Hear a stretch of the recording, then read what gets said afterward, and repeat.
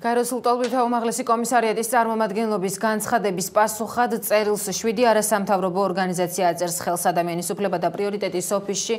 გუკერის ოფიციალურ განცხადებას დაუსაბუთებელი და უსაფუძვლო უწოდეს არასამთავრობო ორგანიზაციების განსაკუთრებული პროტესტი დევნილთა მიმართ.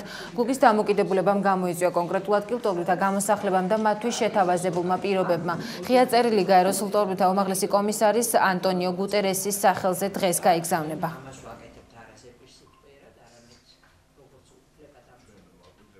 სამწუხაროდ გაეროსულტოლბითა უმაღლესი კომისარიატის წარმომადგენლობამ საქართველოში თებერვალში გამოაქვეყნა თავისი განცხადება, რომელშიც რბილად რომ ვთქვათ, დაადასტურა თითქოს ეს ყველაფერი, ეს გამოსახლება იყო უკეთესი ვიდრე ზაფხულის გამოსახლება და ძალიან რბილად შეეცადა გვერდი აევლო იმ დარღვევებისთვის, რასაც ადგილი ჰქონდა.